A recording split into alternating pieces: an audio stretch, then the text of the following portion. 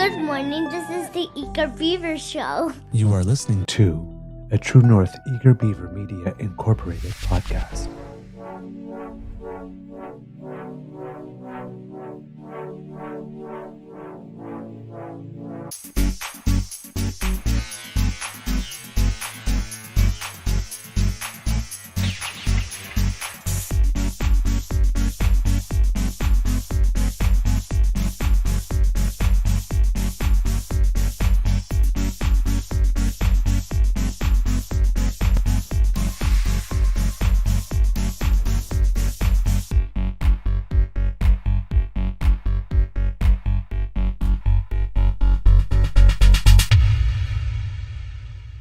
The True North Eager Beaver podcasts are proudly brought to you by our founding sponsors, the Misfit Mysteries from Corvid Moon Publishing, your source for science fiction, fantasy, and cozy mysteries featuring a broad diversity of characters, CanadianTarot.com, your uniquely Canadian online eclectic tarot community, and the Peppermaster, hot pepper sauces made from farm-fresh ingredients to thrill your taste buds and expand your mind.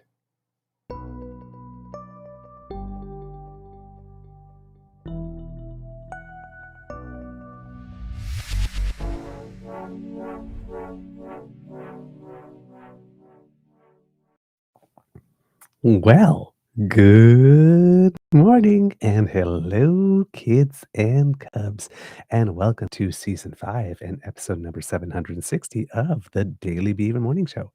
Do, do, do, do. Always 100% Canadian. Today, recording day is Monday, October 13th, 2025. Turkey Day, officially, Thanksgiving Day, Columbus Day if you're watching from the United States, or Indigenous Peoples Day over there if you are watching from the United States. I am your host, the Eager Beaver, pronouns he, him, hey, Mr. Beaver, hey. And look who's with me, my best friend, Mr. Grizzly. Yay! Big thank you goes to our podcast branding sponsors, the Peppermaster, the Misfit Mysteries from Corvid Moon Publishing, and PsychicTarot.ca. I hope everything is going well where you are, kids and cubs. Mr. Grizzly, how is your mental health doing today, sir? It's pretty good, actually. Yes. It's a little chilly in here, hence the big sweater. They haven't, they can't turn on the heat yet because they removed the boiler. The boiler was put in 1959, and they spent some time this summer removing it.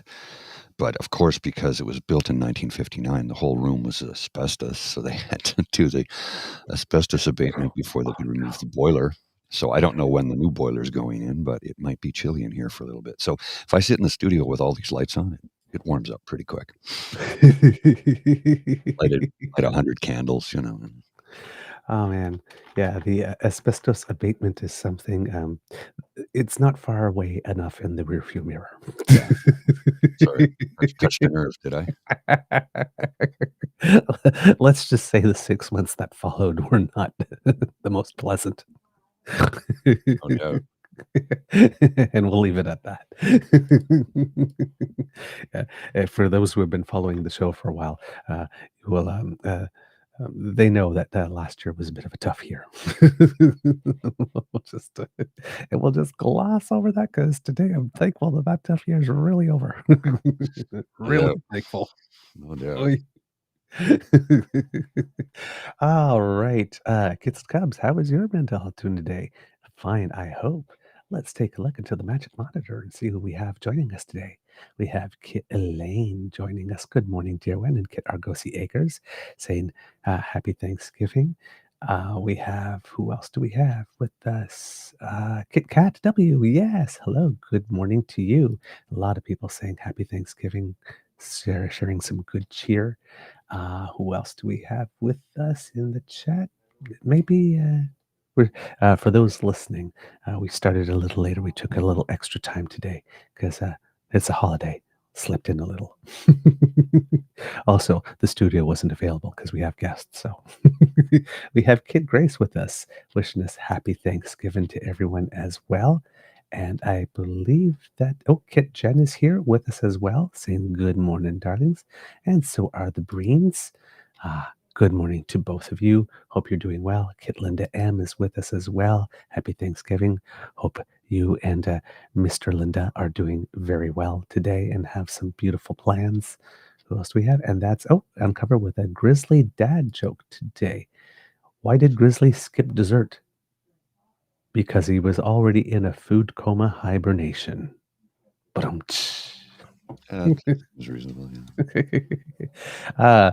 So yes, kids and cubs, for those who are doing the Thanksgiving thing and haven't done it already this weekend, I hope everything goes well today. We did it yesterday. Today I have a rehearsal. Again, another 4-hour rehearsal from 4:30 to 8:30, and everybody here wants to go for a hike after breakfast. And this beaver's tired, so I'm not sure I'll be joining them. Saturday was we woke up, had rehearsal, 4 hours of dancing, and then I basically came home, and then I was like on my feet for another 5 hours with various cooking and hosting because some of our guests had arrived there. By the time like 9:30 in the evening came along, my beaver sweetie asked me, "Do you want to do something?" That's like, "Oh God, no! I just need to sit, man. I've been standing for 8 hours and a half straight." That'll take it out of you. Oh God, I seriously, like the cashiers, right? With the ones that like some people, they allow them to have like a stool to sit every now and then, but that was almost never the case. Yeah, I know that, and that was brutal to make you stand for that full shift. It's like at least in Europe, they give you a chair. I know. I mean, it's just that's ridiculous. I do Really? not know how people stand for 8 hours straight. That's hard. Not easy. Oh man. So yeah, we had people over, and of course a lot of us in the kitchen and doing stuff, and made it. Believe it or not, at the age of 52, I made my first ever turkey. Oh, really? Well, yeah. Well, I moved out, Hmm. and we went from being a foster home where there were like 10, and well, we did like cook the turkey. Well, 10 at sometimes, 7 most of the time. And, second youngest. So I was on bathroom duty for 10 years, never got upgraded to making turkey. And then you're living alone or just like in a couple, like one or two. So there's no point making a turkey for all of that. Not that I didn't have turkey since, you go into other people's family and stuff like that. But since, I been with my beaver sweetie, them being East European, Hmm. turkey wasn't particular Not a thing. Yeah. thing. So it's like there was no turkeys for Christmas and no turkeys. And like this year, Alex says, "Well, how about we make some turkey?" And I was like, "I've never made one, actually." I've So made dozens. yep. So we did have a little bit of help, but the one in the picture is actually the one that we made, and it turned out very well. I Oh, have okay. to That wasn't a CGI thing. No, no, that was actually ours for the celebration. So Okay. it turned out I figured I would brag a little bit. I made my first ever cranberry sauce from scratch yesterday, and that turned out well too. And we had some roasted, oven roasted potatoes that turned out really well. The outside's all crispy and the inside's all soft, and some oven roasted root vegetables. We had rutabaga, parsnip, carrot, and beets. So that turned out really well. I know vegetables. I know. Potatoes, greens, peas, Yes, corn, some yes. carrots occasionally, but beets. Ugh, all I Uh, taste is dirt. when they're roasted, they're actually really nice. Oddly enough, No, no, no. but you need a Disagree. Hard disagree. Hard disagree. I certain. know people love beets and they like beet juice to drink it, but no, hard disagree. You know how people can't. Some people taste soap when they eat cilantro. Mhm. I taste dirt Okay. with Well, beets, no well, matter s- what. well. See, for me, beets being French Canadian, right? Hmm. The only beets I'd ever eaten until coming into this East European family was the pickled beets, Hmm. Hmm. right? Like that are a little sweet and all that kind of stuff. And then I moved with a Eastern European family, and had borscht. Mm. Was it what, beets and soup? Okay, I'm skeptical, but it was right, and it was good. Borscht was good, and then sort of like, well, so this is the first time I ever actually bought actual beets. to do anything with them again in my entire life at 52. Alex buys them often because he loves to make soups and, he'll make borscht often, but I had never ever bought them. So we had all those yummy things, and then for dessert, only for the third time in my life, I tried to bake a gluten-free cake. Um, the first time went well, but it was like really dense and Mhm. heavy. The second time was okay. Well, sorry, gluten-free cake with flour, regular flours, not almond flour, because I've done a couple of those. The almond flour ones, once you are able to like whip the egg whites into peaks and everything like this, it's hard to screw it up afterwards. You can make a great cake, but the regular flour cake is just ugh, God, there's so many things you gotta add when it's gluten-free to make sure it all sticks together. It's just it doesn't always turn out right. But they came out nice and, for gluten-free stuff, fluffy. One didn't land like a brick in the stomach, and the ultimate test is, my teenage nephew. Mhm. He went back for a second slice. Oh, okay. So, the skies parted. The sun came down, the cherubs all sang, there was a chorus. The cake was good. So, yeah, cooking up a storm, I was. But everything turned out right. Everybody was happy and well fed. And after we had a little meal, we went out to the backyard and lit a fire in the fire pit. And all our my niece is learning how to play the ukulele, Mm, so we had a little bit of campfire songs, and yeah, it was fun. It was cool. a good night. So we still have some people here in the kitchen, and then we have other guests that came and stayed in a hotel last night because we were eight. So we have six guests. And we only had room for two here. So the other four are having breakfast on their own, and then they'll be coming, and then we'll be going for the hike, and that will be the weekend. Then after that, I'm going to have to go to rehearsal, and that will be the Mhm. weekend. Yeah, I've got more production work to do today. Hmm. Trying to get caught up on stuff. So yeah, I'll work on stuff today. After the show, I'm going to take a break, take Lola out, and do some more production stuff, and that'll be my day. Oh, laundry, also laundry, lots of Mm. laundry. Did you have some family time? Yeah, yeah. I went over to my folks' place. We had some dinner. We had um, my mom. The last couple of years, she's like, "I'm not cooking a turkey anymore." I'm like, "Yeah, I understand." She goes, "No, we're Swiss chalet. I'm getting Swiss chalet." I'm like, "Okay." It was great. Tons of food. So yeah, it was good. Good time. Okay. Came Mm. home relatively early because when you wake up every day at 4 a.m. around Yes. 6 o'clock, you start sundowning. Like honestly, like I'm winding my evening down. Got home, took out Lola, and I managed to stay up till 10 o'clock. By 9:30, like we had watched a movie, 9:30, the movie ended, and I'm like, okay, bedtime. And I looked at the thing and I go, it's only 9:30. Bridget looks at me, she goes, I can't go to bed now. It's too early. I'm like, yeah, okay, I'll put on something else and stayed up for another 30 minutes. So. Mm. Mm. Mhm. Mhm. Mhm. But I woke up. I had turned off my daily alarm, my 4 a.m. alarm, Yes. but I forgot to turn off my 5:30 alarm. Oh, no.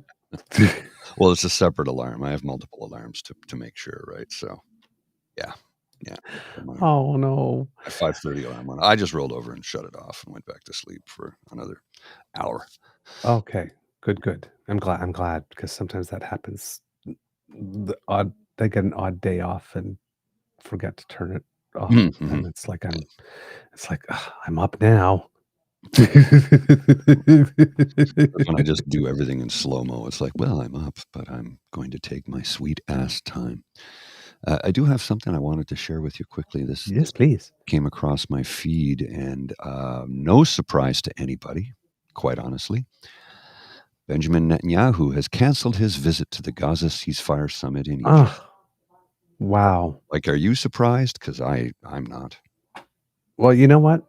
Now that it's happened, I'm not surprised, but I was really thinking he would go to this one, No. um, just because I haven't been following the ceasefire things as closely as I should have because, to be totally honest, I never thought it was gonna happen, so I didn't think it was any Well, point in I mean, doing it. politically speaking, he needs this war to continue because once it ends, he's going to prison. Well, yes, absolutely. He's going to prison, so he's going to Yes. keep this thing going for as long as he can. He has no intention of a ceasefire, none. They'll get No. the hostages will be returned, and he'll continue bombing. Mark my words. I'm telling Oh, you, yeah. this is going to happen. No, absolutely. And we've said this on the show many times now. He absolutely needs this war to keep going, number 1, and number 2, as far as I'm concerned, he's been one of the single most persistent obstacles to peace in the region for the last, Oh, yeah. 20 to 30 years? Yes. Well, Iran is 2 months away from a nuclear weapons program. He's been saying that for almost 20 years. Yeah. Yeah. 2 months. So, Prime Minister, it's going to be interesting because yesterday we found out in the news around maybe 3, 4 o'clock in the afternoon that the Prime Minister has decided that he would be flying out to Egypt to attend to the signing of the Middle East peace plan. This is according to Benjamin Lopez Stephen at CBC, according to a press release that was sent out by his office Sunday afternoon, joining other world leaders such as, of course, Donald Trump, Keir Starmer, who's the British Prime Minister, who had confirmed British Prime Minister Keir Starmer, yes, who had confirmed his attendance yesterday as well. The summit is supposed to be held in a city called Sharm El-Sheik in Egypt. And, if Bibi is not going all of a sudden, I'm do we know why he's not going? Please tell me it's because he caught a cold? Well, this just came in, another feed, breaking a traffic accident about 50 kilometers from Sharm El-Sheik killed 3 members of Qatar's delegation heading to Gaza peace talks and injured 2 others. The victims were reportedly Qatari diplomats. Egyptian authorities are investigating the accident. Oh, It could this be is just an accident. It could be. yeah. And I could be 9 feet tall. Well, here's the thing. Like I said, I wasn't following it as much as it should because un in an unusually cynic moment for me, I figured like, yeah, this ain't happening. There's no Yeah. point wasting my time. And then it's like, oh, suddenly we have a 20-point peace plan and all that kind of stuff. And oh, okay, Hamas might be interested in it. And oh, what the Knesset actually said, okay, all right, there's stuff going on. But as I've been reading more about this, um, it seems that, oh yeah, there was that weird incident with Benjamin Netanyahu when he came to the Oval Office, and there was a phone call to Qatar, right? That was like Trump made him call Qatar and apologize because there was Qatar was bombed at one point by the Israelis, and Trump apparently had promised the Qataris that that would never, ever, ever, ever happen. He would never let that happen, and it did. And everybody has been describing that pretty much as the moment, the hinge moment that flipped everything, that made it such that um, basically Netanyahu pushed things too far, and it created the situation where Trump can go, okay, now I own you. Hmm. Because for those who have been paying attention behind this,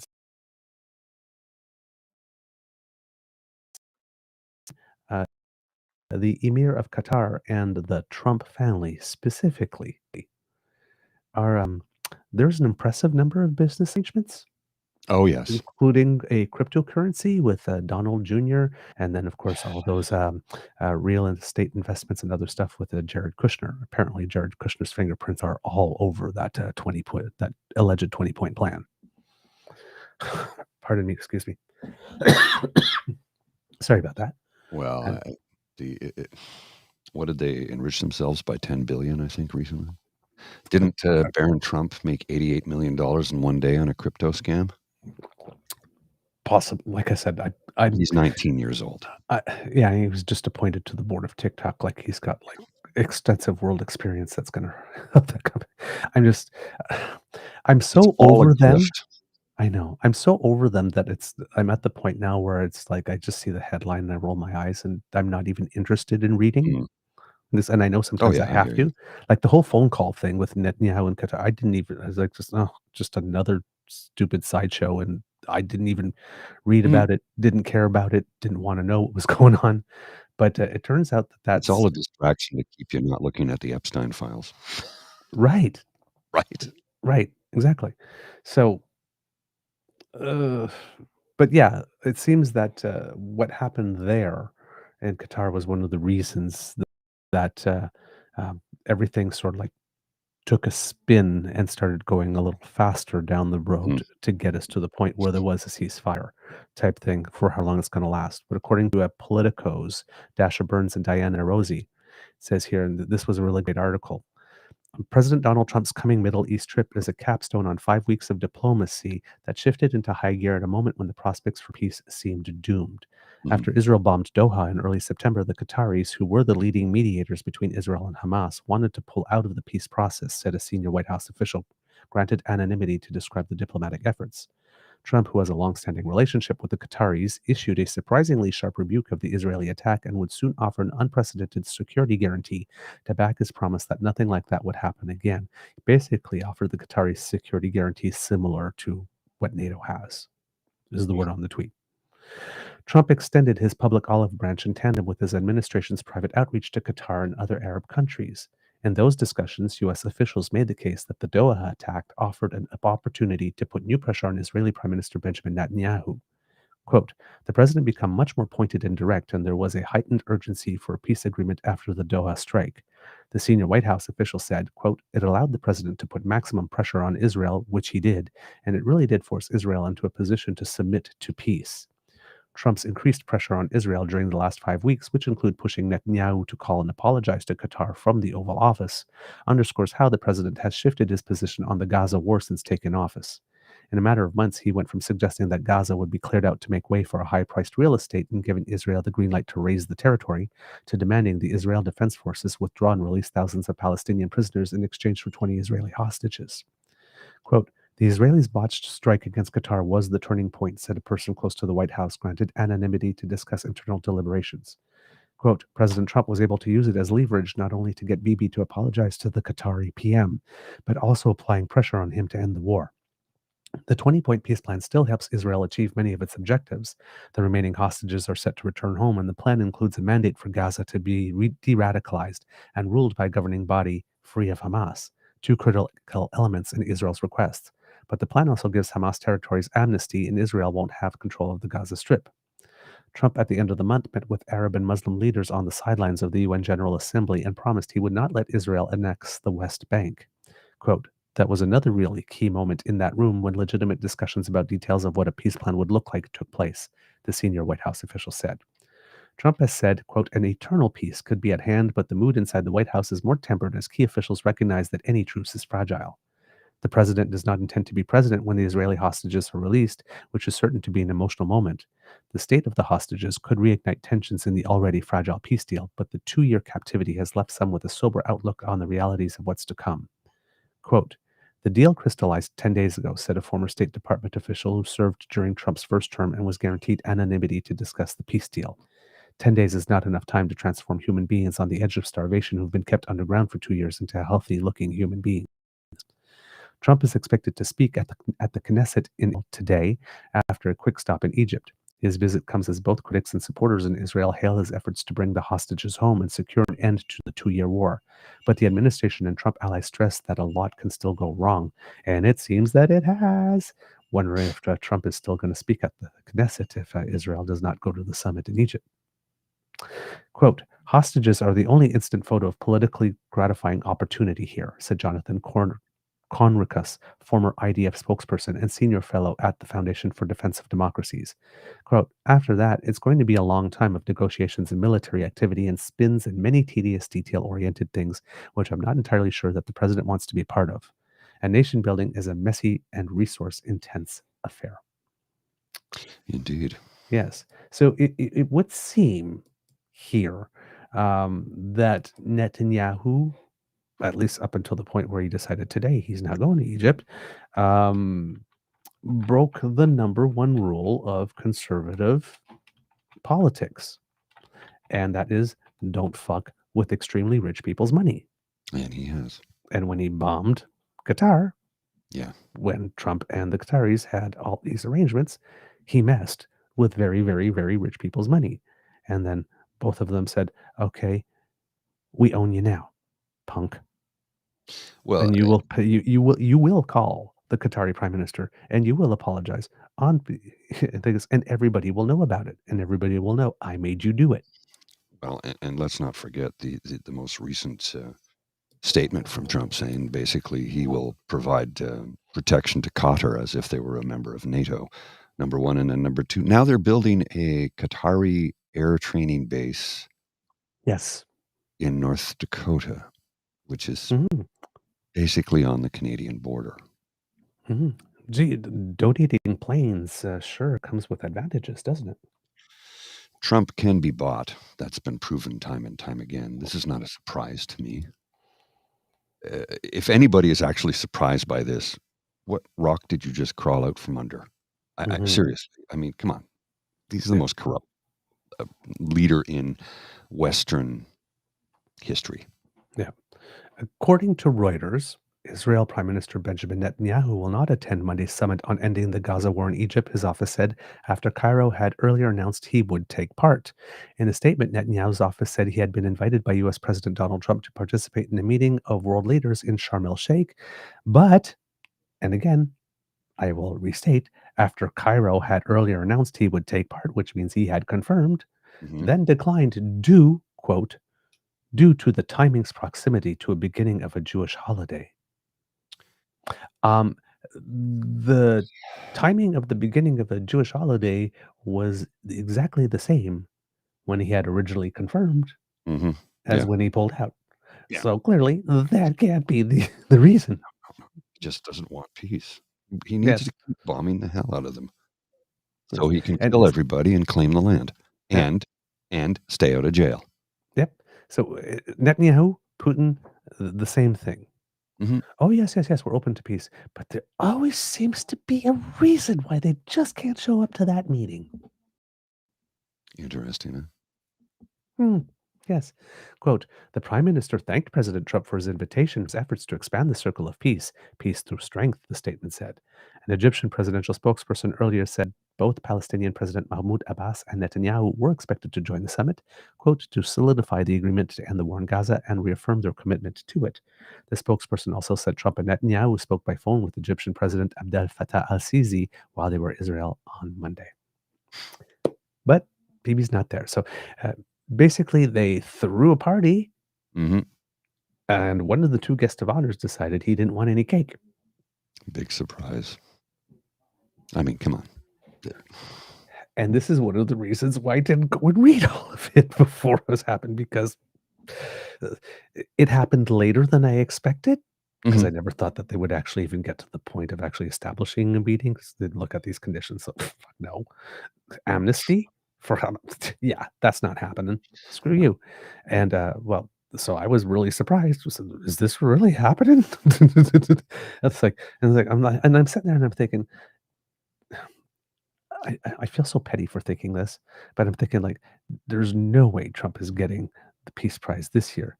But damn it, is he really setting himself to get it next?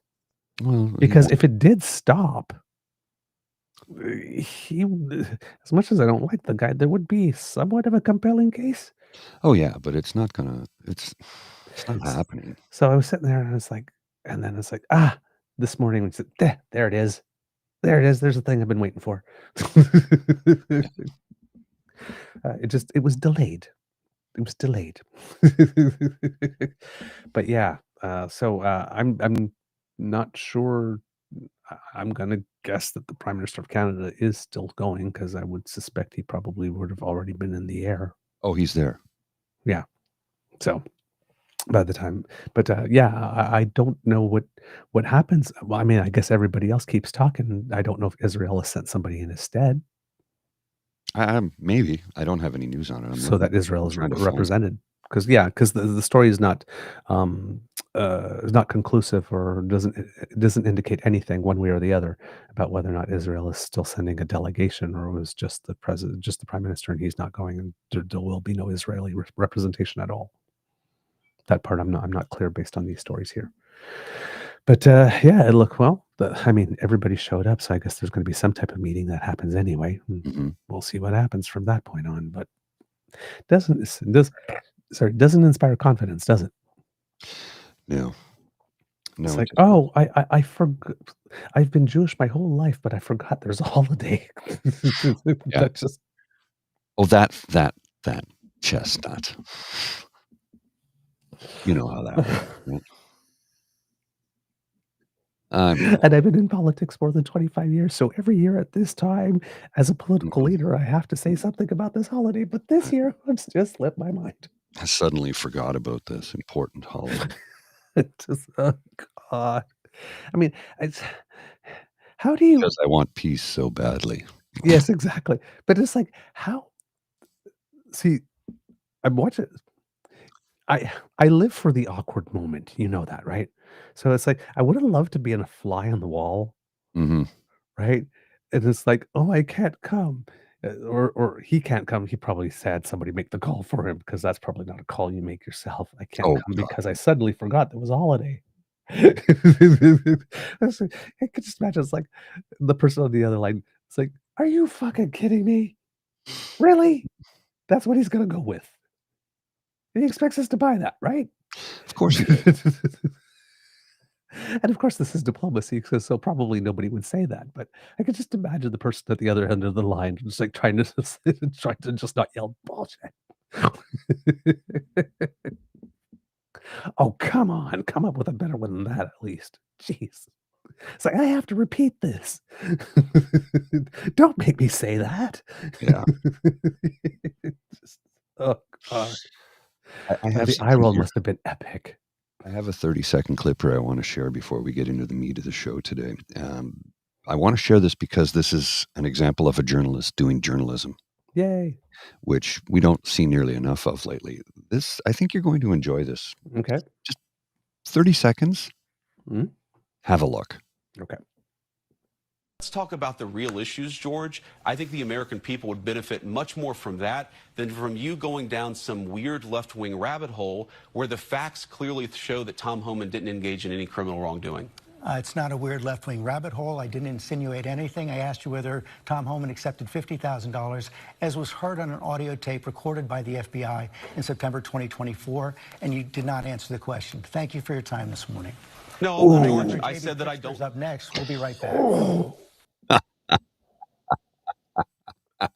Yes. He's like, nope, you're finished. That's how you do it. Yes, Father Mucker. Yes, that's how you do it, bitches. That's oh my God. You didn't answer my question. Thank you for your time. Yes. Bye. Yes, because right now you're on air wasting mine. Yes. And of course the standard shows up immediately, and the first response to that is of course this one, the Batman slapping Robin. No, George, I said thank you for your time. Oh God. Yeah, that was a thing of beauty. I had to share that with you because I knew you'd love it as much as I did. That's how you do it, folks. That made my nipples hard. That was a little bit TMI. I'm not gonna lie.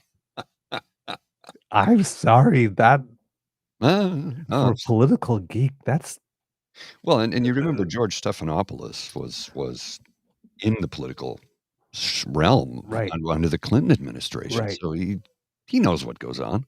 He's not a dumb man. He's a very smart man. Yeah. They actually cut him off and lowered his mic before the picture disappeared. Yep. No, George, thank you for your time. Bye. That is how you do it, folks. Standard operating procedure, please. Don't give them any opportunity to spread mis and disinformation. Call them out on their bullshit and silence them. Well, here's the thing as well, right? Because by the context of that clip, I'm going to guess that George Stephanopoulos asked a question, and then JD Vance turned around and attacked the reporter, suggesting that the Yep. reporter was saying, he says, "No, I didn't say that. I said this, and now thank you for." Because if you are going to come into, My let's put house. it this way, you're going to come into my house. Hmm. I invite you to come onto my show, Hmm. our show. Yes, come into our house, and then you come into our house and start accusing us of deliberately trying to misinterpret things or set you up or something. Um, I see that you've accepted our invitation, that you've decided to relieve yourself on the carpets and wipe yourself with our drapes. You may leave now. Thank you. And we will be sending you the bill for the dry cleaning. I mean, I just don't. I, I I I don't get where you think that you can walk into somebody's house and then just start insulting them and think you're going to be invited to stay. It's like, get the fuck out. Thank you. Your time here is done. That's all the time you get. Sayonara. I just, wow. Yeah. Good for George Stephanopoulos. Oh, it was great. It was Yep. that's a class act. That's how you Yep. do it. That's how you do it. He was asking about Tom Homan taking $50,000 in cash. There's a recording of it. Mhm. He was asking him about it, and he deflected. And he was not going to allow him to deflect. You didn't answer the question. Thank you for your time. Have a good day. Yeah.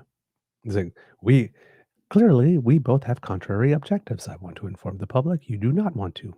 Yeah, you want to This is a show misinform about the informing the public. public. You have to go. Yeah. Yeah. There are rules. That's all. You agreed to play by them when you accepted the invitation. But it seems you've changed your mind. So I've changed mine. Bye. It's a beautiful thing. It's so simple. Mhm. It's beautiful in its simplicity. It's the way you But do. it's amazing how hard it is for people to just do that. Because I mean, we should have been doing this years ago, Oh, yes. and this should be industry standard by now. Mhm. Especially with all the time that we've seen. The same thing, Canadian media. When you sit there like this, and you know, what is your plan? Well, Carney said no. I asked, "What's your plan?" Well, Carney said, "Thank you. You don't want to talk about your plan." Well, have you ever seen Our next guest is. you remember I've shared the video before. It was on a French talk show, and you had a trans man on and some religious zealot, for want of a better term. And the interviewer said, "So you were born a girl, but you're a boy now? Yes. And are you happy? Yes, I'm very happy." And then the religious guy says, "But according to the Bible," he goes, "No, no, that's it," and just literally ended the show right there. Yep. "No, I'm not having this. No." I asked him if he was happy. He's happy. End of discussion. Yeah. That's it. Yeah. That's it. It's like I'm sorry. Where did somebody determine it's your right to have an opinion on someone else's happiness? Just like, really?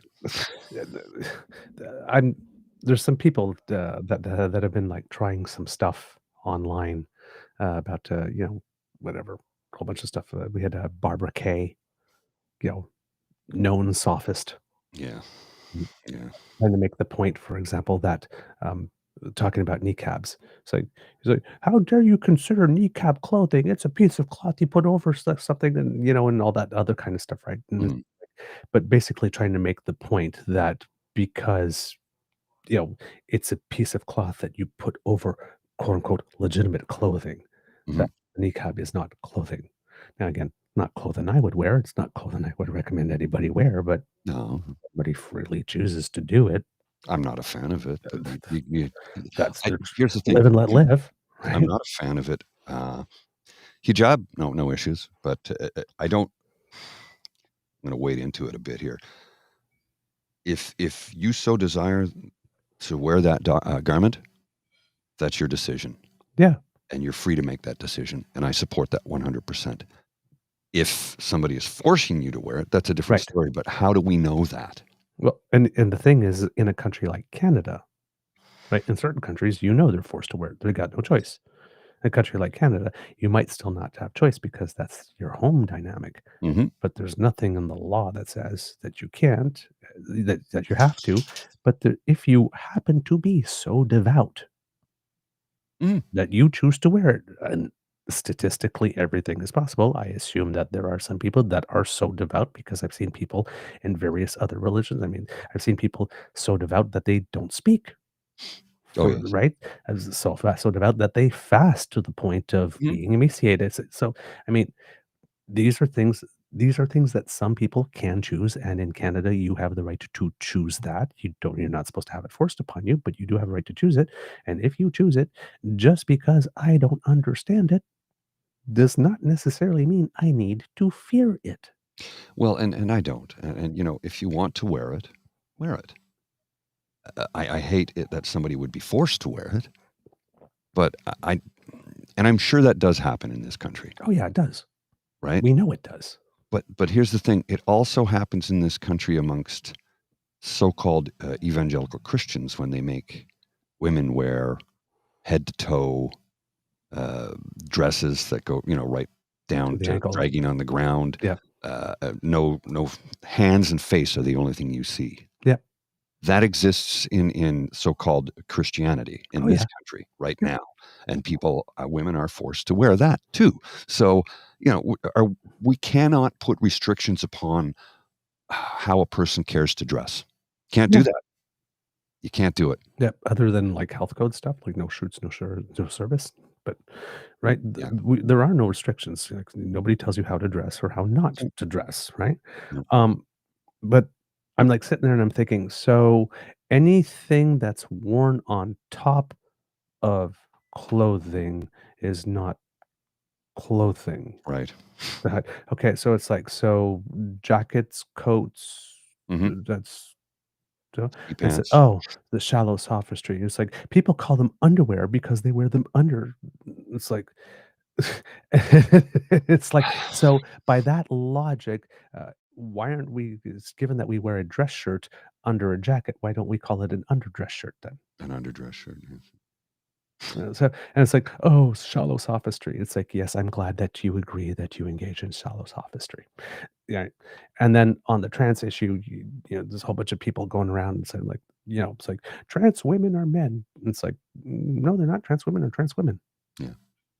Well, and But then they'll go around, like, they'll talk a bunch of stuff. Like, "The difference between men and women is more than genitals, it's cardiovascular, it's all this and endocrine systems and like this, and these things matter a lot to females." These differences exist between person to person, not yes. just male and female, and they are just as essential for every other person as they so you have no point here. Like, they try to create these things that make distinctions. Right? Well, it's They try to hyper intellectualize stuff to create some distinctions, and there's difference between men and women beyond yeah, you also forgot to mention chromosomes, mm, but right? Or it's like, there's only 2. Well, gee, you are going to be really, really surprised when you learn about those frogs that change gender when yeah. there's Well, not and enough of one. gender I is a just construct. Remember, sex is biology. Gender is a construct. Gender is exactly. not biological. It's not. Again, Never has been. right, So at when they my have these gender reveal parties, I'm like, yeah, that's really stupid. Maybe you should have a sex at birth party. But I guess mm, saying sex is offensive to somebody, especially saying sex at birth. right? Oops. Well, and one of the arguments that they go, well, you can't have men in women's washrooms. Oh, because you think that men who want to go into women's washrooms are going to pretend to be trans to do it. You mean they're not already perverted and criminal that they're going to stop because that sign says women only? You think that's going to stop them? Well, here's the other thing. Considering the sheer number of drag queens on the planet, Yeah. these are men that do put on women's clothes. Yes. Yeah. They still go to the bathroom in the men's well, except for in a gay bar where all the bathrooms are they're all optional, because, they go in the men. So we have Hmm. and there are probably far more drag queens than there are transgender people. And they go to the bathroom that corresponds with Well, their actual call it a toilet. sex assigned at It's an actual birth. bath in a public space. But yes, I'm Yes. being pedantic. Yes, yes. But you know what I mean? So it's like, "Oh, yeah, these particular people are dangerous." So, well, we have other people who wear women's clothing regularly, and they don't do that, so why are these people special? right? It's the logic never like, and they think they're so clever when they come up with these points, and it's sort of like, but that's not a point. You want to make this a difference between men and women, but this is a difference that's happens between every human being. Yes. It's not a man-woman thing, No. right? Like this, or even when they're talking about like endocrine systems are important. Well, those are like important to every living being. Yeah, without that, you don't get along. It's not just humans, right? So, uh, so yeah, just a lot of these really stupid things, and then some other person like turned around and said, it's like men can't understand how women feel. Okay, so great. Yeah, somebody said something like when you can tell me how men can understand how women feel, and I said great, and when you can tell me how non-transgender people can. When you can tell me exactly how non-transgender people know how transgender people feel, I'll get Mhm. back to you on that. Yeah. Yeah. Right? It's just a man can't know what it's like to be a woman, just like you can't know what it's like being a trans person. Yeah, you have no idea what it's like to be, I don't know, a gay person, a black person.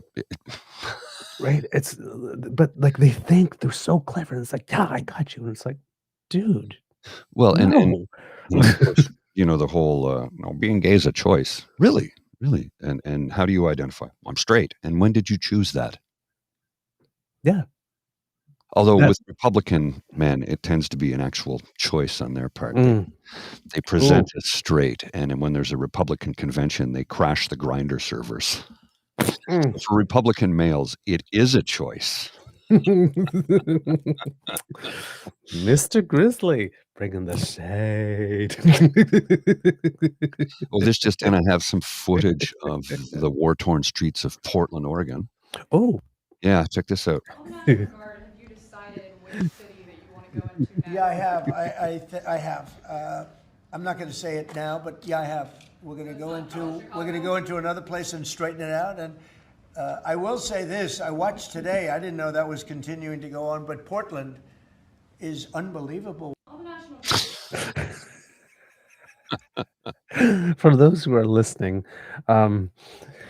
they're not furry costumes. They're sort the inflatable sort of dinosaurs and unicorns that people get, and then they dance and they sort of jiggle in weird ways. It's just a gathering of people It's dressed a in parade, it looks like, down the streets of Portland, Oregon, and they're in shark costumes and dinosaur costumes and banana costumes, and, it's just they're just having fun, and, of course, Trump says it's a war-torn hellhole. You were looking at footage from 5 years ago that Fox presented as common occurrences in the city of Portland. I can just imagine the guy in the banana suit. I was like, "Oh, war-torn country. Peel me, hun." Well, do you remember the guy that, during the war in Syria, the civil war in Syria? He was Guitar Man. There was always photos and video of this guy. He refused to pick up a gun, so he went out in the streets with his guitar and just played music all day long.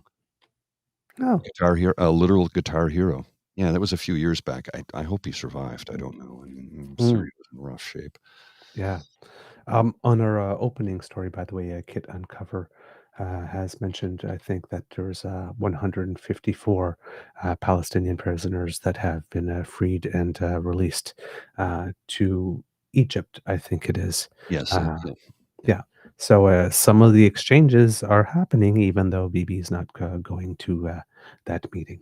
So hopefully this is something that will last. I mean, with all my early cynicism, I mean, I do hope it is something that will last. But I'm just Mhm. like not surprised that there's a speed bump of some kind. Right. Here's an interesting tidbit. Recent online survey by Research Co. found that 72% of Canadians think vaccinations for children should definitely or probably be mandatory in their province, which is There up you go. 5% from last year. Well, that makes It's up. perfect sense when you consider that measles is now endemic, and we had eliminated that in Canada, but now it's endemic Yeah. It's because up from people last year. aren't vaccinating their kids. Yeah. It's just because I missed it. You said it was up 5%. 5% up from last year. Wow. It's Okay. still below the numbers pre-COVID, but Right. they're coming back up. People are realizing, shit, People are dying because we're being stupid and listening to people with opinions on social media and not actual, Expertise. epidemiologists, experts, doctors, Yeah. people who do that for a living and have trained for years upon years. And still, here's the thing, they call it practicing medicine because you never finish. Right. You're always learning. That's the whole point of science. You never stop learning. Right. So, yeah. Yeah. All right. In another vein altogether, we have a little bit of economic data that is very, very positive, according to Statistics Canada. And this is an article by Jenna Benchetrit of CBC. That's a new name for me. I wonder if she's a new journalist.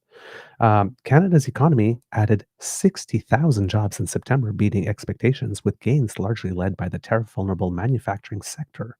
Gee, Statistics Canada said on Friday. The data agency said 28,000 jobs were added to manufacturing, making the industry's first increase in employment since January, and since the U.S. trade war forced it to contend with thousands of job losses. Quote, trade exposed industries are far from out of the woods given ongoing tariff uncertainty, but the solid month highlights how things are holding on, at least in the near term, wrote Brendan Bernard, senior economist at Indeed. The increase was concentrated in Ontario and Alberta and partly offset 58,000 manufacturing jobs lost between January and August of this year.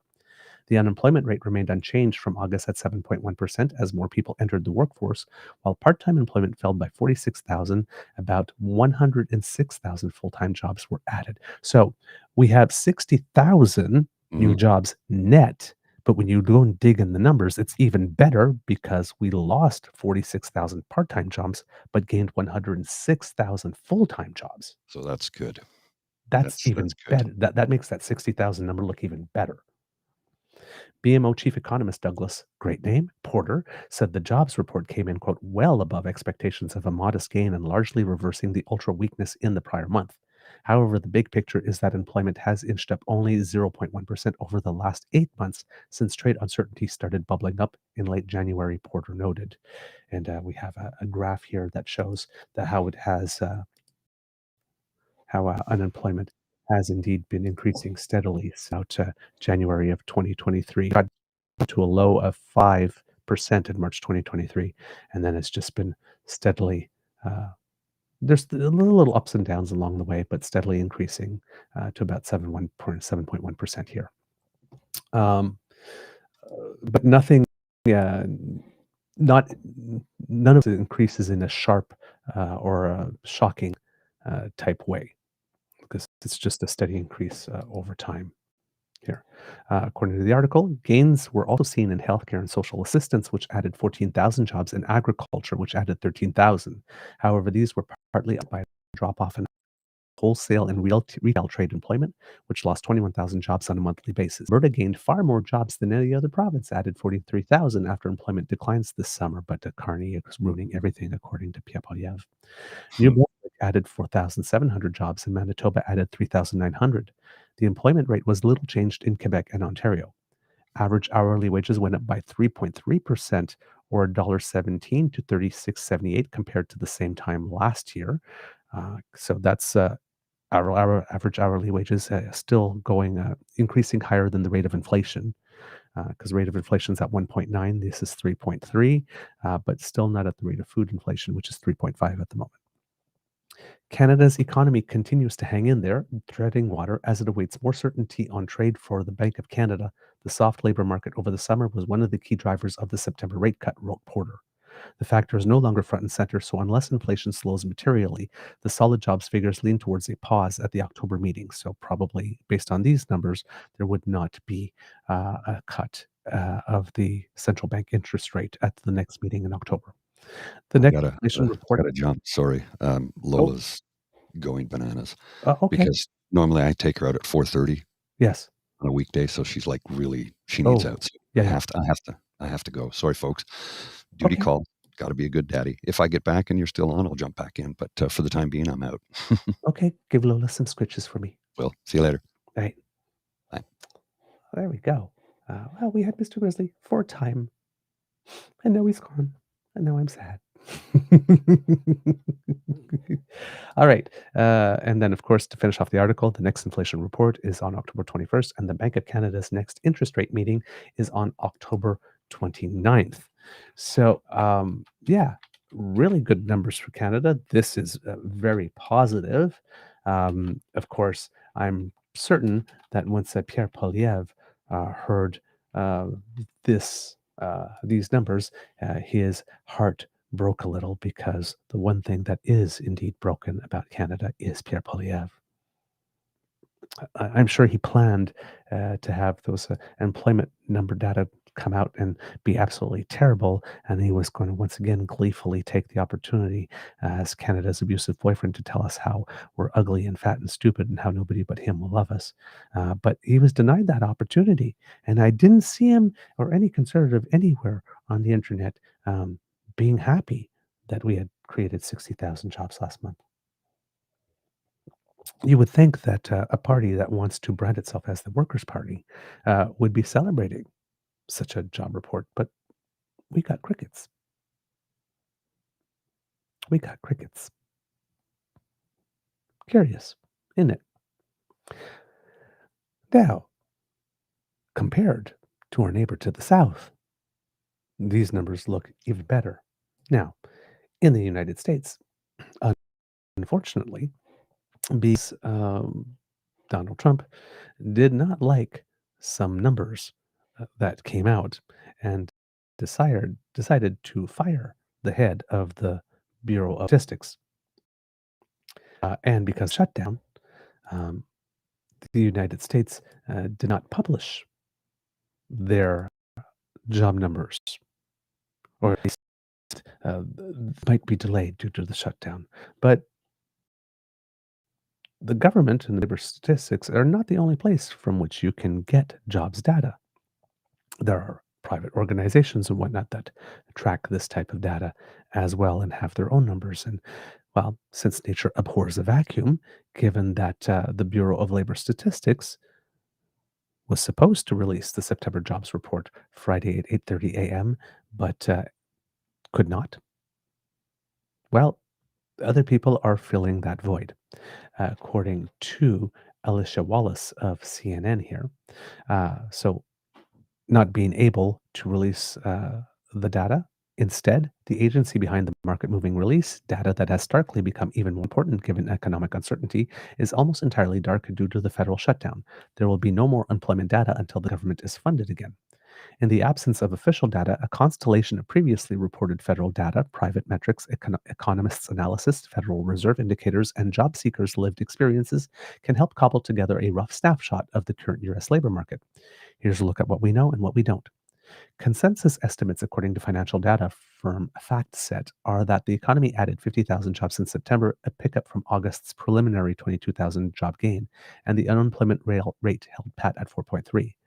Baked into that estimate was an expectation that the private sector firms would add 62,000 jobs, while the government, primarily the federal sector, would post a 12,000 job loss. Wage growth and the average work week, a metric watched to gauge whether hours are being cut, were expected to be unchanged from August when pay gains rose 0.3% monthly and 3.7% annually, and the average work week was 34.2 hours. We've seen the story last year where you had a very weak summer of hiring and then hiring picked up again a bit in September. Brett Ryan, senior U.S. economist at Deutsche Bank, told CNN this week. I expect something similar, but not nearly as much of a bounce back as last year. In September 2024, the U.S. added 240,000 jobs, a robust increase that pretty much matched the entire gains of June, July, and August, when job growth averaged 82,000 per month. Hiring is considerably weaker this year. During the past 3 months, job growth has averaged 29,333 jobs per month. The makeup of the U.S. labor force has also changed. The U.S. unemployment rate can hold steady even as the country adds fewer jobs than last year, economists say, noting more people aging out of the workforce, a rise in discouraged job seekers, and a reduced flow of immigrants and rising deportations of workers. Last year, it probably took about 130,000 jobs per month to keep the unemployment rate steady. This year, it's probably more like 50,000 or below, Ryan said. Interesting. It's still not clear how much of the recent labor market slowdown can be attributed to lower immigration, JP Morgan economist Abiel Reinhart wrote earlier this year, noting a sudden loss of such labor could boost openings in affected industries. The Job Openings and Labor Turnover Survey report for August, which was released on Tuesday, showed that construction jobs openings were nearly halved, plunging by 150,000 roles, the second largest drop on record. But Trump wants you to believe that there are factories all over the place being built. Okay. This could also reflect underlying business challenges in that sector, Reinhardt noted. Construction, which is closely watched as an indicator of economic activity, has been dogged by a combination of high interest rates, a persistent housing affordability crisis, deportations of workers, and tariff related uncertainty. The foreign born labor force has declined after peaking earlier this year, BLS data shows. However, the drop off could also be attributed to people refusing to answer surveys or not indicating their nativity status, economists note. Even without the official September jobs data, industry specific trends that showed up in the August report and for much of this year are expected to continue. Healthcare, which has contributed the lion's share to overall job growth this year, likely continued driving employment gains in September. And then they have an industry breakdown, uh, and they show here that private education and health services, leisure, hospitality, other services, retail, trade, and transportation and warehousing have slight growth or significant growth. But those are the ones that are growing. But utilities, financial activities, information, mining and logging, construction, wholesale trade, manufacturing, government, and professional and business services are the ones that are dropping the most.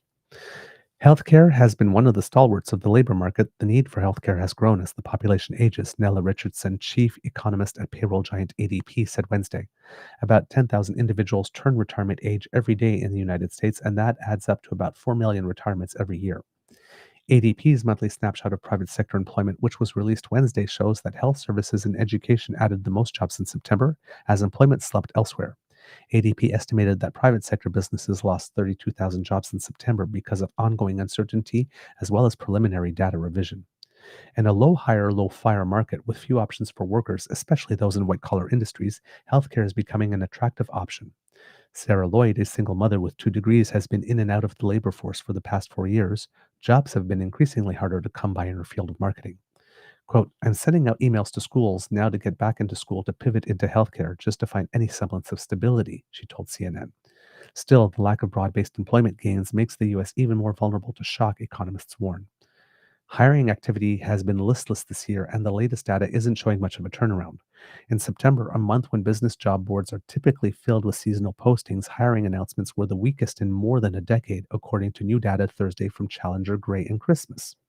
Layoff activity, thankfully, doesn't seem to be accelerating, but those who are unemployed are having a really hard time getting back into the workforce. Continuing jobless claims, which are submitted by people who have filed for who have filed for at least a week or more of unemployment, have been hovering around 4-year highs, Department of Labor data shows. And in the August jobs report of 25.7% of unemployed people were actively job seeking for at least 27 weeks. Outside of the pandemic years, that's the highest share for that duration since June 2016, Bureau of Labor Statistics data shows. Among the bevy of regional Fed data, index from the Chicago Fed indicated similar unemployment activity as seen in August. The Chicago Fed real-time unemployment rate forecast updated this week projected an unemployment rate of 4.34% for September, up a hair from 4.32 in August, a rate of 2.1% for layoffs and other separations, roughly unchanged from 2.09, and a rate of 45.22 for hiring of unemployed workers, a slip from 45.61. A separate new indicator from the San Francisco Fed showed that state-level unemployment is still largely under control. As of mid-September, only 7 states' unemployment rates increased at least 0.5 percentage points above their prior 12-month lows, according to the weekly labor market stress indicator. The current suite of non-federal labor market data paints a mixed picture, but one with some bright spots. Here it says, for example, ZipRecruiter's recent employer surveys support the longstanding idea that there's pent-up demand just simmering beneath the surface. Quote, all of these data points say that the majority of businesses plan to increase hiring in the next 12 months, which is encouraging, Nicole Bachot, ZipRecruiter's labor economist, told CNN. On Main Street America, the September employment trends, including workforce participation hours worked and wages, are generally in line with where they've been in recent years, said Raymond Sanza, Vice President of Analytics and Data at small business payroll company Homebase. At a time when economic anxiety is high, stable is not too shabby. Quote, "There's nothing stark, nothing out of the ordinary," Sansa said. That said, things have not felt great for Main Street for at least 3 or 4 years. There was no post COVID boom time for them. It's just always been hard.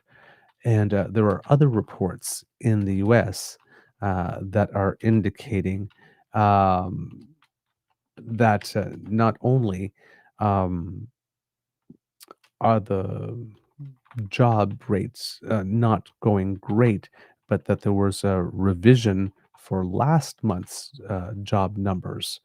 And they had indicated a positive, I think it's ADP payroll. Yeah, ADP payroll had revised August's jobs numbers from an initial gain of there was initial job gain reported as 54,000, and the number was revised downward to a loss of 3,000 jobs. According to ADP payroll, the private sector lost 32,000 jobs in September, a sharper decline than expected, and the first time since 2020 that 2 consecutive months of private job losses have occurred. And the ADP numbers are specifically the ones that have been getting a lot of play. So while in Canada, jobs have increased 60,000 and full-time employment has increased over 100,000 jobs in 1 month, the United States has lost 32,000 jobs. And their previous month's job increase of 54,000 jobs was really, when everything was revised, a 3,000 job loss. So, yeah, if you want to know how things are going between the two countries, and despite everything that Donald Trump is trying to do to us, we're doing relatively well. Um, the other part where we're doing very well or relatively well is in the bond yield rates that we have to that we put out. If Canada, if we're going to be doing a lot of this build baby build and borrowing a lot of money, it's going to cost us some money to borrow it. Or and usually how we do that is that we issue some bonds and we pay a coupon rate, right? And that what the bond yields. And when people are less certain of your bonds and your ability to pay, well, then you have to raise the coupon rate. You have to say, okay, well, because you consider me bigger risk to show that we're good for it, we will pay you more. So at the moment, if we look at our central bank rates, right, they are very different. I think the United States is at 4.75 or 4.25, and we had a recent cut to 2.25, if I'm not mistaken. I'd have to double check those numbers there to be sure, but there's close to a 2% spread, I would think there. But there are other numbers here. If we look at the United States, we like to look at the 10-year bond yield, treasury yield, and the 30-year. The United States on their 10-year, they are offering 4.059%. And on their 30-year, whoops, there we go. They are offering 4.641%. That is, and they're not ridiculously high numbers, but they're over 4% for the 30-year Treasury. A lot of people are looking at 5% as being a psychological number, and there had, for a very brief period this year in May, it looks like, yes, it had gone over 5% for a little bit, and again, another very brief period in July. But the coupon rate has been slightly decreasing since then, but 4.64%. So again, for the 10-year, 4.059, and for the 30-year, 4.64. Now, if we look at Canada, right, because that's what, well, Pierre is often saying that we're going to hell in a handbasket.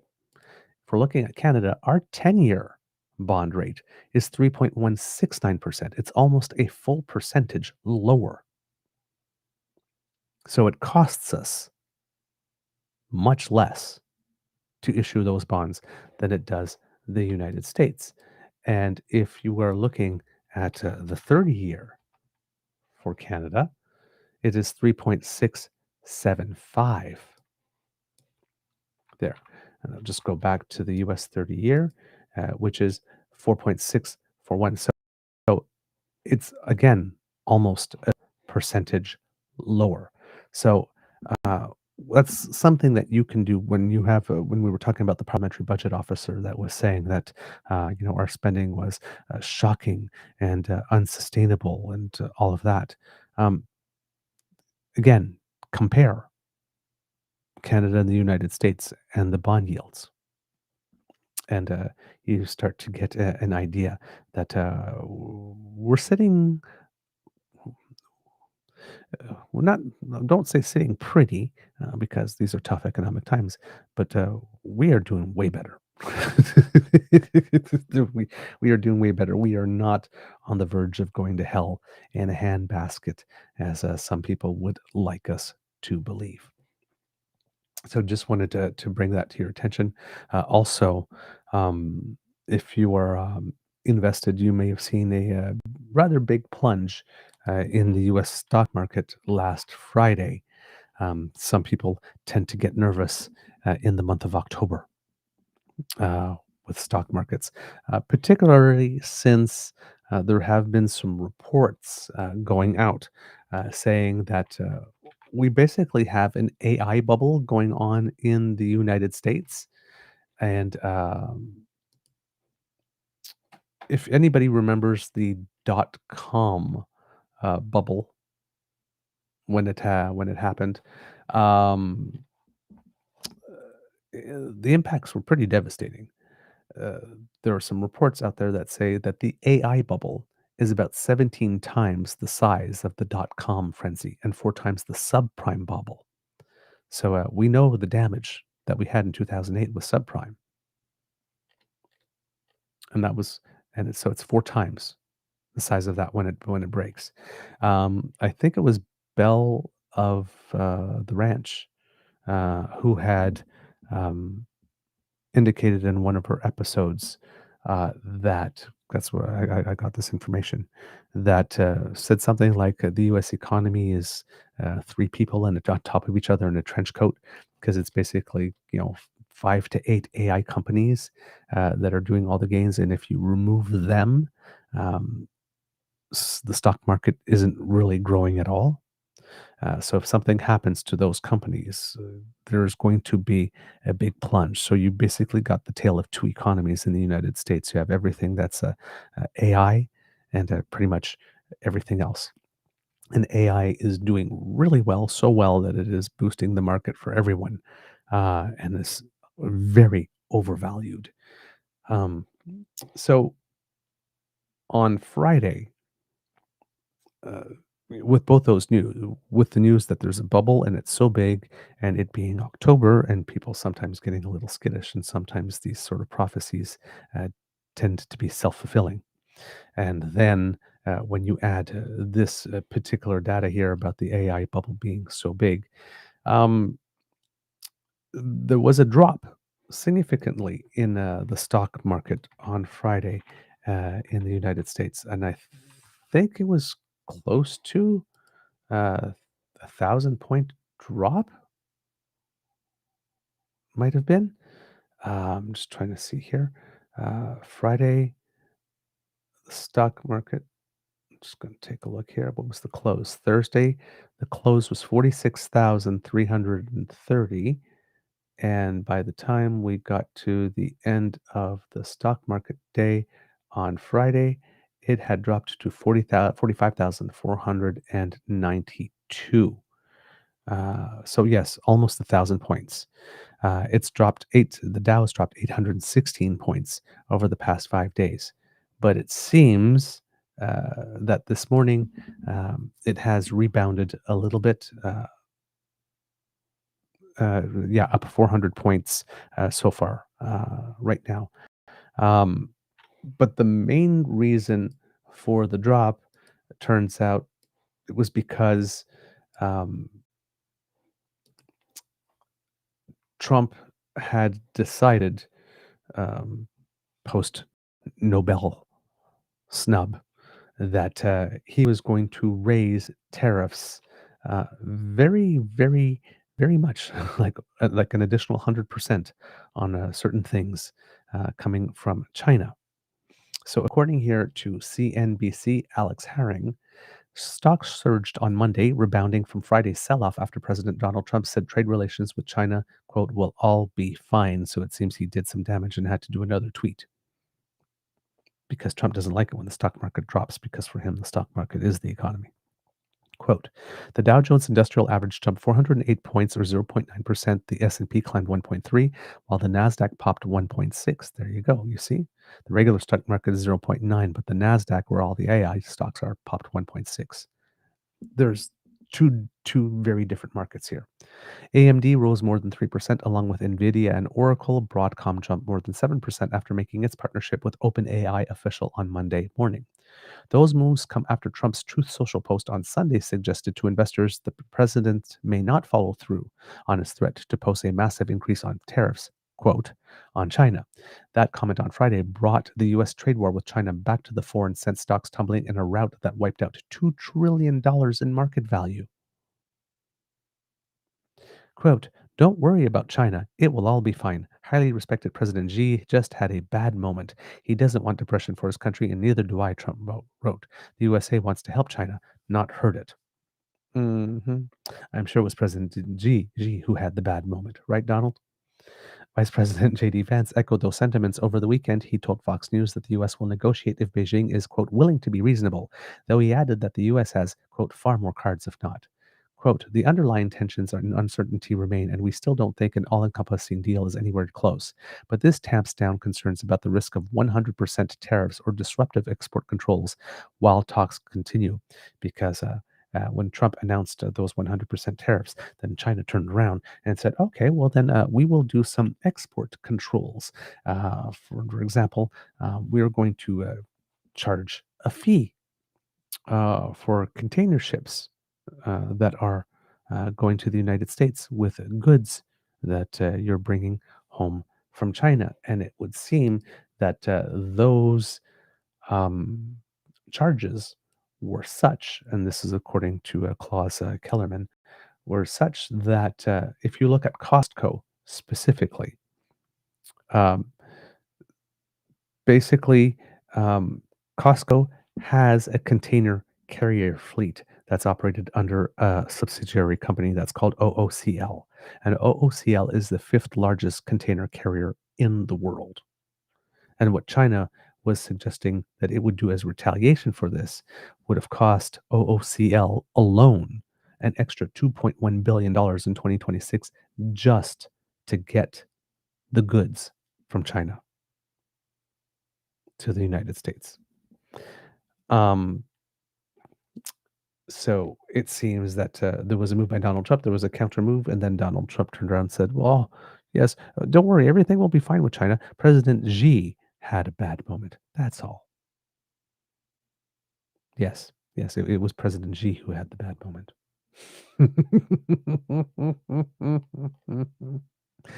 Oh, man.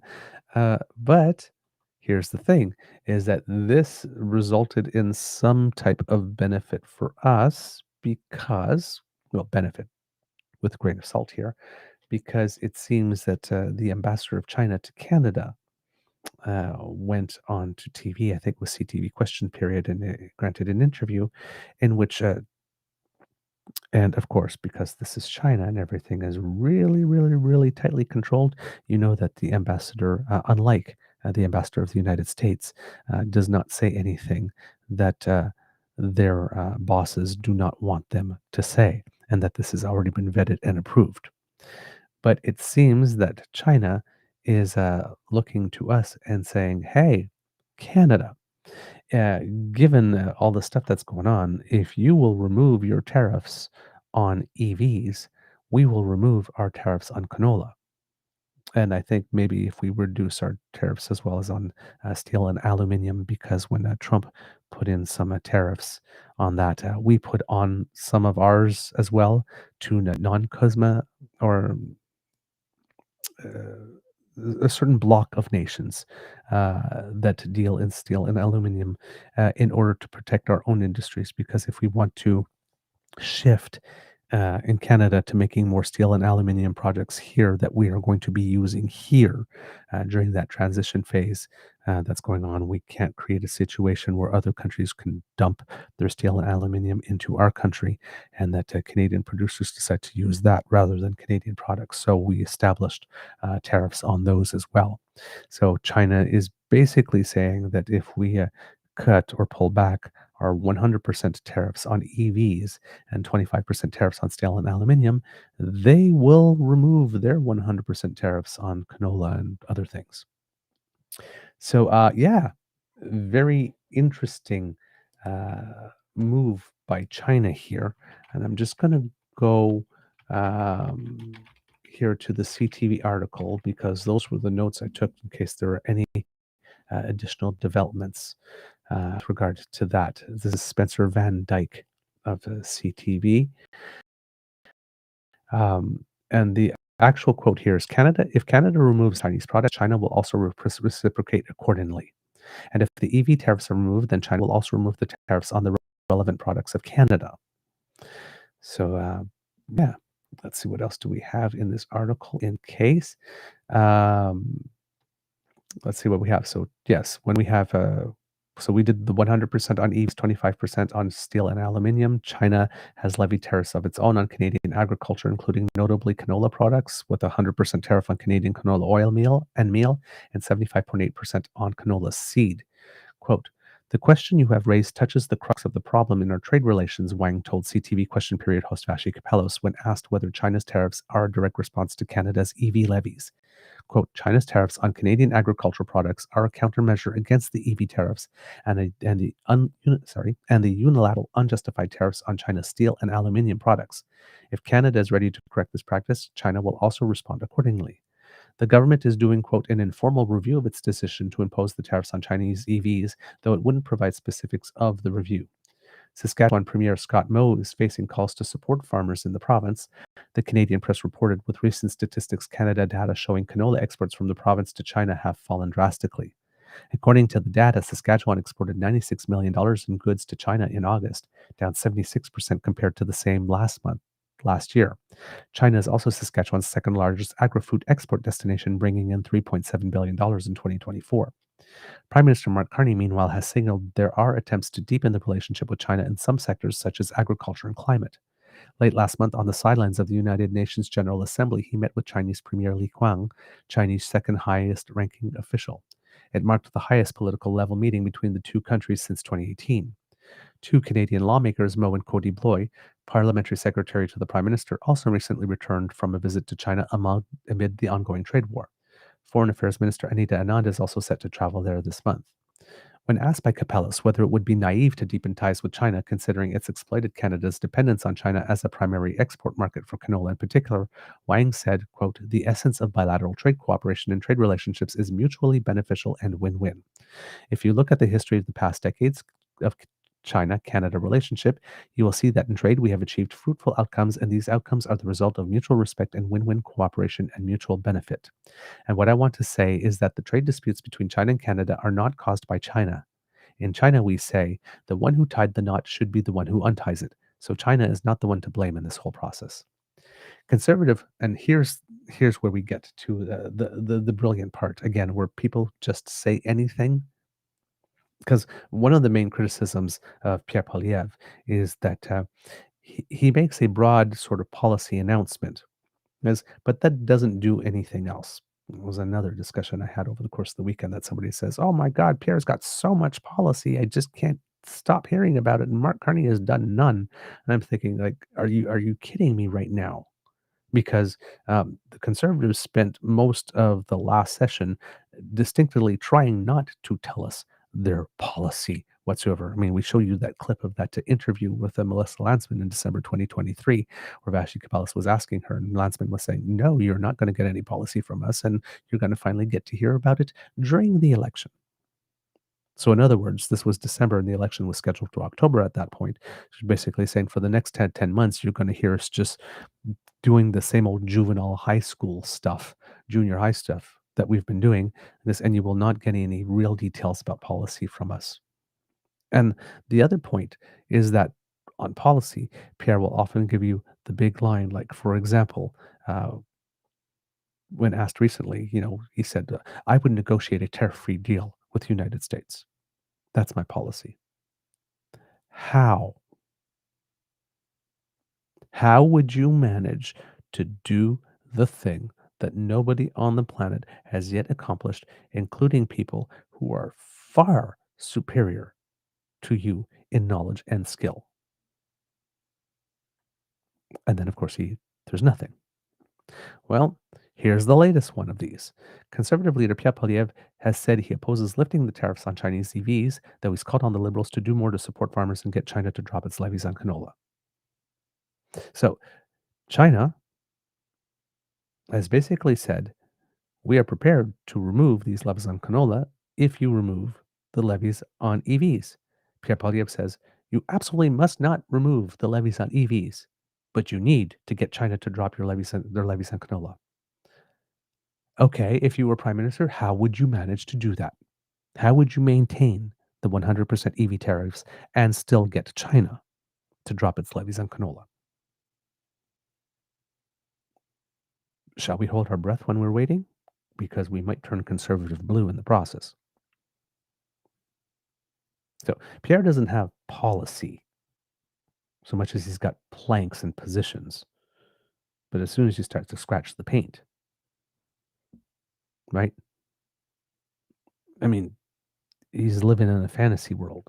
He thinks he can get a no tariff deal with Trump when nobody else has achieved it, and he believes that he can get that there's a way to get canola levies dropped by China without removing the EV tariffs, even though China has specifically said if you want the canola tariffs removed, levies removed, remove the EV tariffs. He's not serious. The relationship between Canada and China soured significantly in 2018 after Canada arrested Huawei executive Meng Wanzhou on behalf of the United States over bank fraud charges. And if you remember, then Prime Minister Justin Trudeau stood firm and did not yield to China's requests, while conservatives and blue liberals like John Manley were begging the government of Canada to cave so that China would be allowed to impose its law here, so that we can get some relief, because, oh my God, the retaliation is just too much. We will never survive it. Well, we survived it quite fine.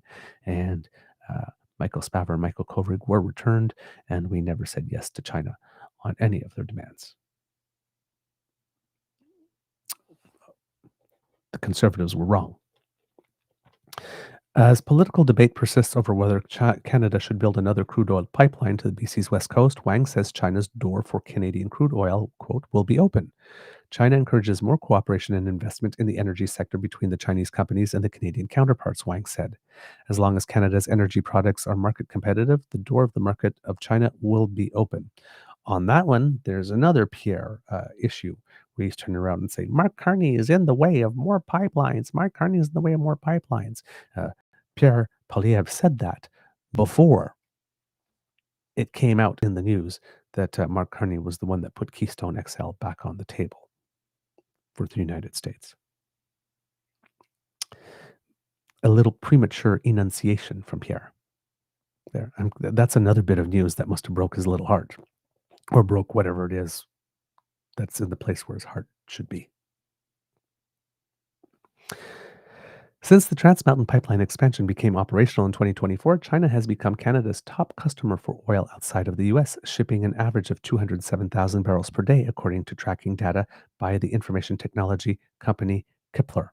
Speaking to Kapelos, Wang emphasized, quote, energy cooperation has already become a new growth point for China-Canada trade, saying China imported 9.7 million tons of crude oil from Canada in the first 8 months of 2025, which he said is bigger than the number of the whole year of last year.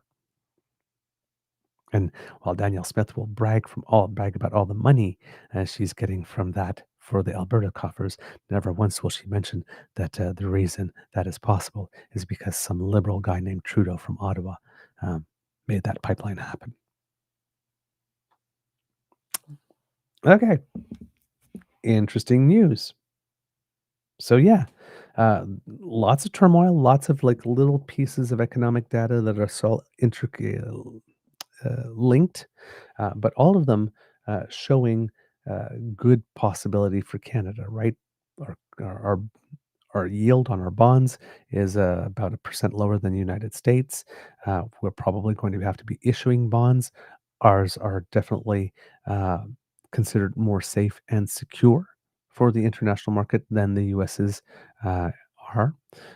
We have China, which can afford to drag its heels and move very slowly, seemingly moving relatively rapidly on these types of things. We've gone from having pretty much no relations really to speak of to having meetings of that joint economic sort of committee.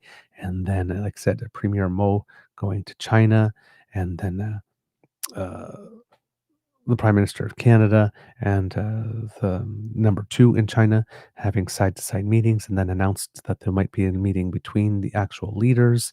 And now the ambassador, just out of the blue, um, days after Trump suggested additional 100% tariffs on China for a whole bunch of stuff, come in saying, "Hey, Canada, you're looking good right about now." Now, of course, I mean, for those who are paying attention to the long term view, jumping out of the arms of the United States to jump into the arms of China may not be all it's cracked up to be in the end. But for the moment, China is a rational actor and the United States isn't. And, well, people like stability and security. So China is seems to be offering that a little more than the United States, even though you always have to remain vigilant when it comes to China, because uh, China can use its might as an economic power to crush and break a country, and has shown many times that it is fully willing to do it, including to us. So, um, yeah, six of one, half the dozen of the other. The other thing with China EVs from China, however, is if we do reduce those tariffs to zero, it then creates an opportunity for those cars to be sold here when they're not particularly manufactured here, which doesn't help our auto industry. So that's the catch catch 22, I guess you could say, for the government of Canada. We could reduce the tariffs and then get those other sectors going, but we might be creating a situation at the same time that makes it more difficult for auto manufacturing to be done in Canada. There are some people, Klaus Kellerman being one, suggesting that maybe a path forward would be that Canada would reduce those tariffs substantially, but not all the way, and hopefully get a corresponding reduction from China to bring a little more stability and affordability and cost predictability to the industries. And then from that point on, saying, okay, well, if we're going to be selling EVs from China and Canada, some of them are going to have to be made in Canada using Canadian steel and aluminum. So let's make a deal, China. That might be where we end up going if the United States is hell bent on ensuring that we do not have an auto industry at all. Uh, that might be a way that we manage to have one. Another way that we might manage to have one is because Mexico also has some very interesting and substantive uh, installations in place when it comes to its auto manufacturing.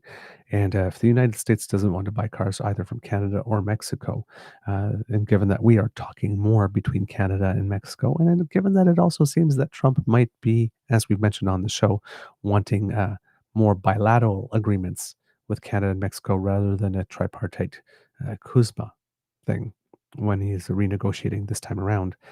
Fortunately, thanks to not the CPTPP trade agreement, Canada and Mexico, because we're both Pacific nations, already have some bilateral agreement in that format. So if Kuzma were to disappear, we wouldn't have to renegotiate everything with Mexico because we have agreements with the CPTPP. And since we are tightening our bilateral relationship, there might be some cause to discuss Canada and the Mexico joining together, basically the same type of auto pack that we had with the United States, maybe having it with Mexico, so that both of us can supply our domestic markets. If the United States doesn't want to buy Canadian and Mexican vehicles or vehicles that were assembled, had final assembly in our nations, then maybe we don't want to buy American ones. Maybe we can buy Mexican ones instead, and Mexicans can buy ours, and we can do our auto manufacturing that way. Of course, again, that would take some time to make that switch, but it is an option that is available to us. So, if we want to keep some type of auto industry in Canada, that might be something that we have to do, closer relationships with Mexico and allowing Chinese EVs to be sold in Canada, so long as a portion of them are being manufactured here and creating jobs for Canadians. So keep your eyes and ears open peeled for that, because that might be where we're going. That might be some of the places that we're heading over the next few months and years on this particular file. All right, kits and cubs. I'm just going to look here in my notes to see what I wanted to mention today in particular. Oh, yes. One particular thing as well between our negotiations with the United States. Are they going well? Or are they not? We don't really know. But somebody pointed out, I think it might have been, oh God, I keep on remembering Janice Stein. There we go. It's twice now in a couple of weeks that I want to mention her name, and her name didn't come to me. Of the Monk School, uh, noted that when we are sending people to the United States, when we had that meeting in the Oval Office, we had Anand there, we had Jolie there, we had Leblanc there. But we're talking about an economic and security cooperation. The one person that wasn't there was David McKenty, our defense minister.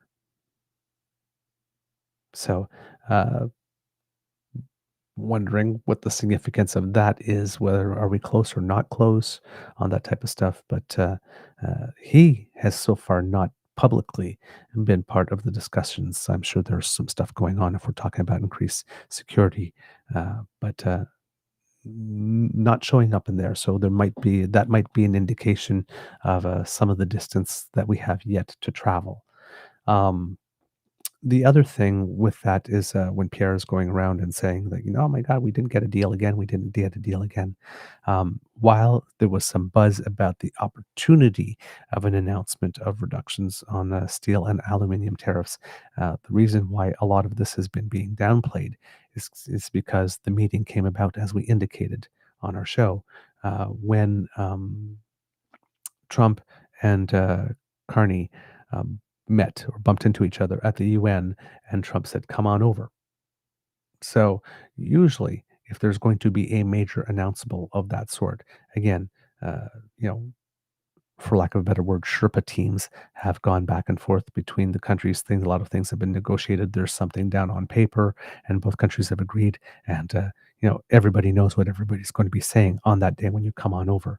Well, that when somebody just bumps to you in the hallway and say, "Come on over," and then you go over a couple of days later, all of that pre-announceable work to make any announcement that was going to be significant happen hasn't been done yet.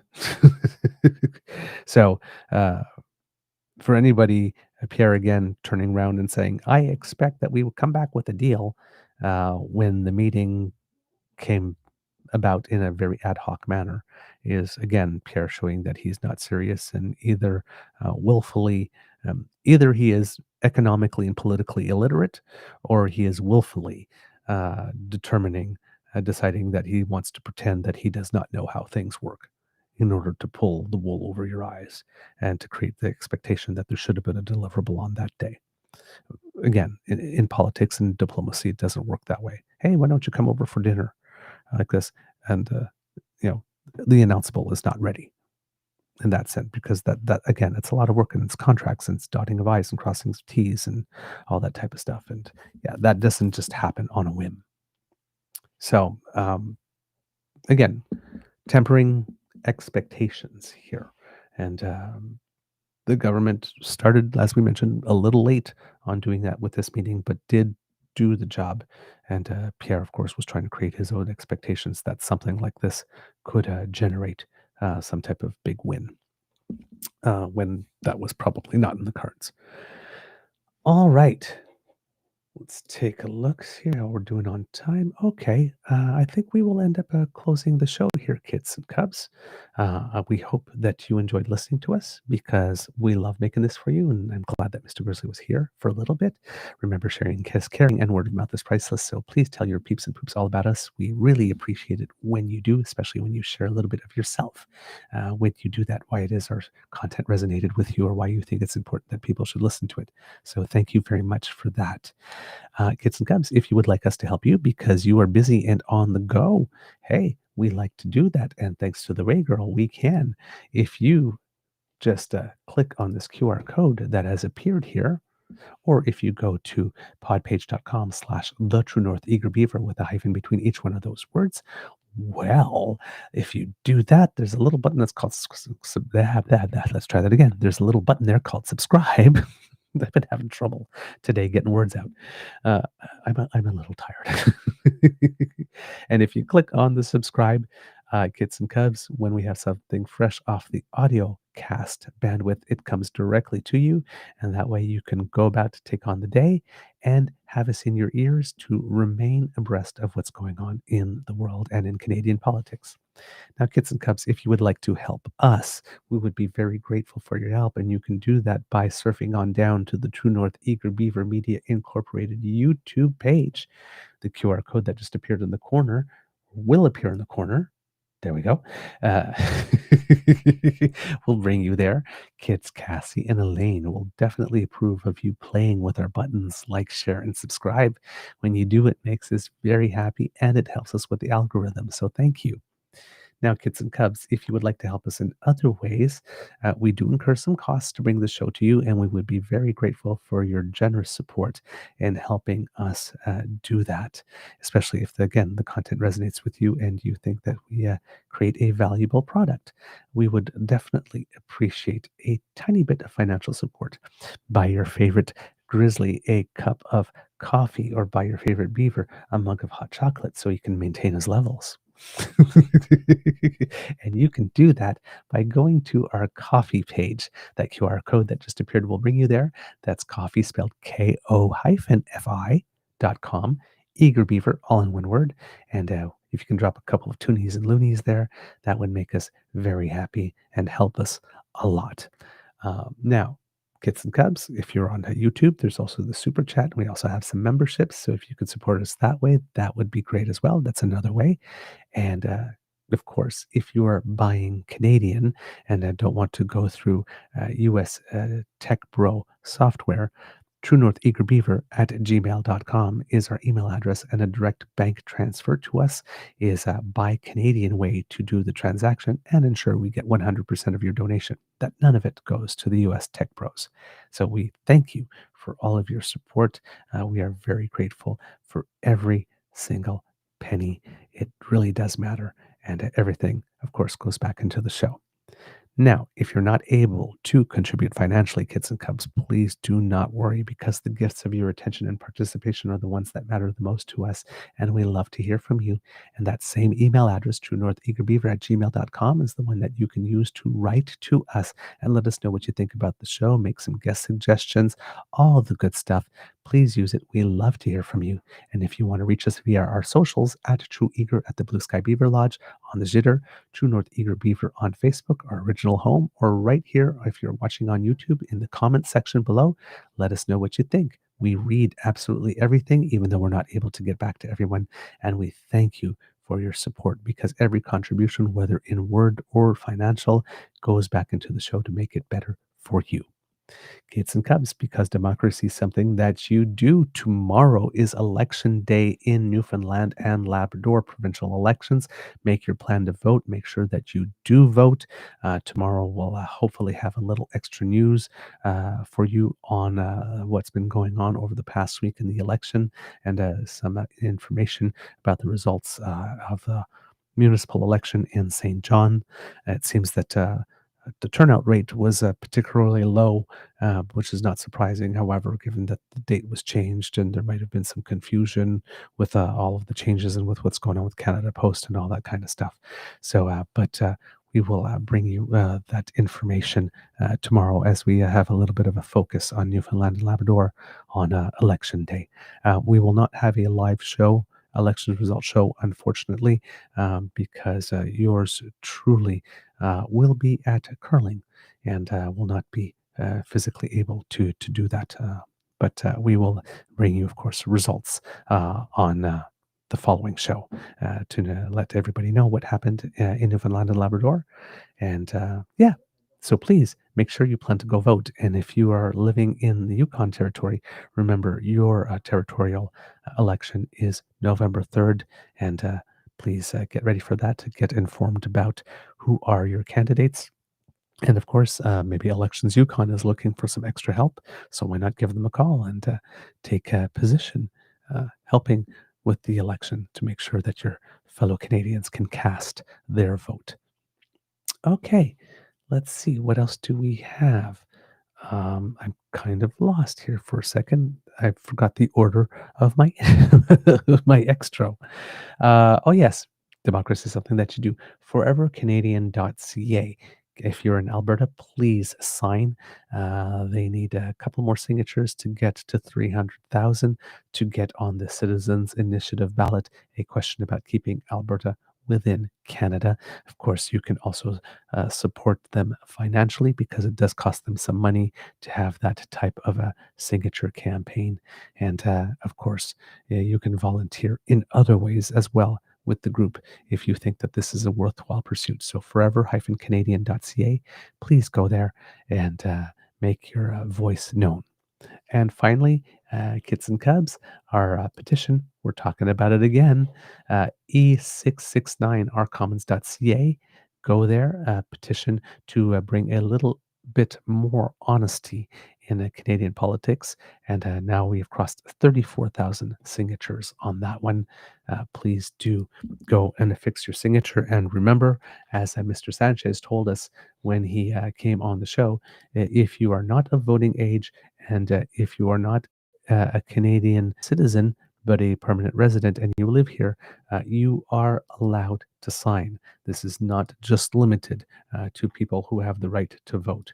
So please go and sign, get involved in democracy that way. And I've just posted the link to the petition here in the chat. All right. I think that's everything I've got for you on that. So, words of wisdom. Um, you know what? I'm just going to say, if you have a turkey carcass, um, make sure that you keep it so that you can make some yummy, yummy stock. That will be our next plan. So we'll have some turkey stock for soups and bases and all that kind of stuff. So yeah, there you go. Use all the bird. If you haven't yet had your celebrations, I do hope that yours will be absolutely delightful and joyous. And please, again, if you are cooking stuff or eating some yummy stuff, please post it to our Twitter page with the hashtag Kids Who Cook, because I would love to see what it is that you're eating and get to share in your joy of celebration as well. All right. Kids and Cubs, it could be a tough world out there, so please be kind to and gentle with yourself. And at the count of 3, may I have you all say, Mr. Beaver, please cue the cock on 1, 2, 3. Oh, there we go. And I think I saw one or two of you out there. Well, I didn't see because I can't see through the magic monitor, of course. Well, it is magic monitor. I can see. Yes, it is. I saw a couple of you doing the turkey dance. while you were singing. And since you added that extra little bit of entertainment, well, then I absolutely must, as your humble servant, accede to your request. You are listening to a True North Eager Beaver Media Incorporated podcast. The True North Eager Beaver podcasts are proudly brought to you by our founding sponsors, the Misfit Mysteries from Corvid Moon Publishing, your source for science fiction, fantasy, and cozy mysteries featuring a broad diversity of characters. CanadianTarot.com, their uniquely Canadian online eclectic tarot community, and the Peppermaster, hot pepper sauces made from farm-fresh ingredients to thrill your taste buds and expand your mind. We are grateful to the Crier Media Network for its support, Pete Jarvis for our artwork, and Paul Joseph Something for our opening and closing sequence music.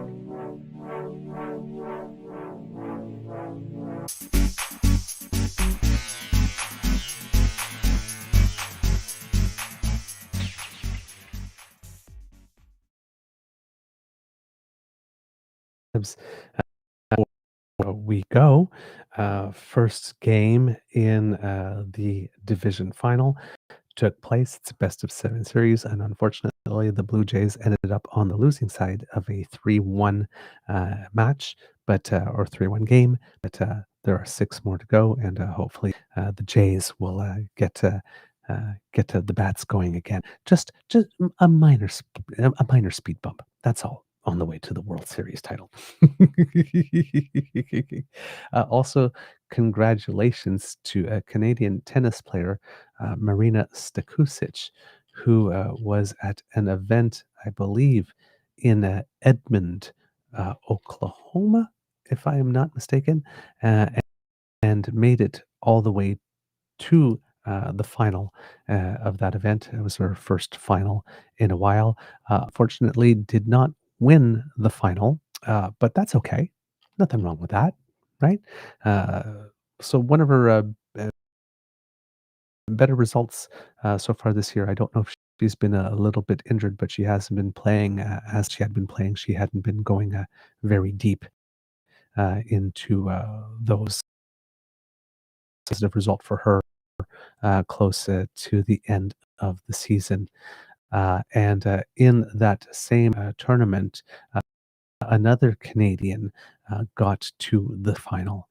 And it was a great tournament for Canadians, actually. We had 4 involved, and 3 of them went pretty far into the in fact, the other semifinal was 2 Canadians together, Cadence Brace and Catherine Sibov, with Cadence Brace winning it.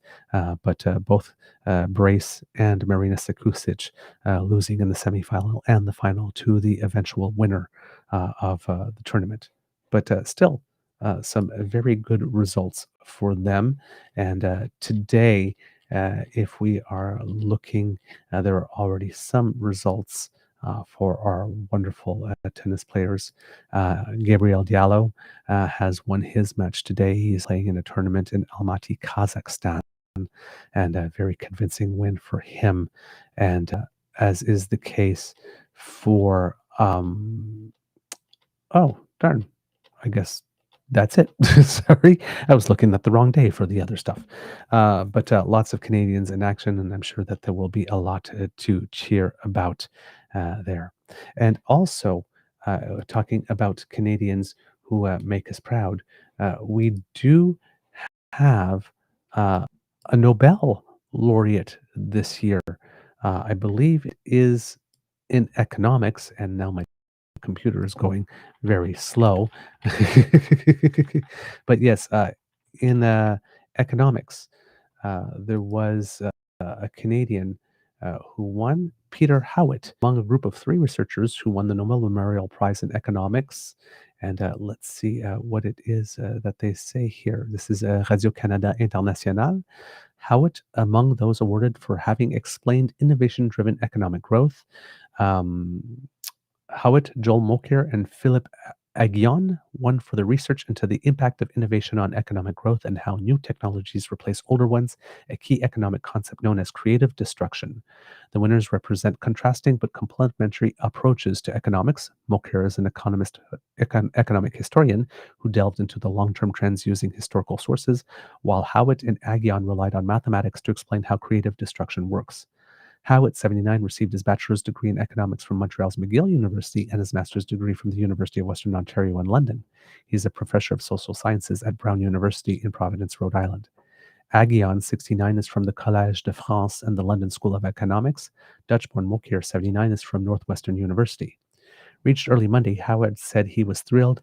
It's just the dream of a lifetime come true, he said. Howard said he found out about the prize from a persistent Swedish reporter who dialed his wife's phone early in the morning, even before the committee could reach The Economist. By the time Howard received his official notice from the committee, he already knew. Howard said his day was starting to look very different after the call. I'm going to be spending the day answering phone calls, he said. We didn't have any champagne in the fridge in anticipation of this. Howard said he was looking forward to celebrating with his co-winner, Agion. The duo has worked together for about 30 years. Quote, I'm really looking forward to getting together with him, to celebrating with our family, he said. We have children all around North America, and we look forward to going to Sweden together. Volker was still trying to get his morning coffee when he was reached on the phone by an Associated Press reporter. He said he was shocked to win the prize. Quote, people always say this, but in this case, I'm being truthful. I had no clue that anything like this was going to happen. His students had asked him about the possibility he would win the Nobel, he said.